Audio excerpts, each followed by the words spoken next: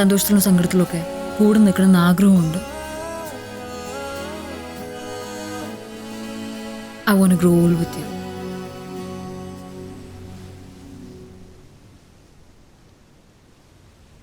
ഞാൻ ഇഷ്ടപ്പെട്ടിരുന്ന ആൻമേരി ക്രിസ്മസ് പപ്പയായി ഞാൻ വരുന്നതും കാത്ത് ആ വീടിൻ്റെ വരാന്തയിൽ ഇപ്പോഴും നിൽപ്പുണ്ട്. നീ വേറെ ആരുമാണ്. മെലിഞ്ഞു പോയപ്പോൾ നിന്റെ മനസ്സും വല്ലാതെ ചെറുതായിപ്പോയി. എന്നോട് ദേഷ്യമുണ്ടോ? നിന്നോട് ദേഷ്യമൊന്നുമില്ല.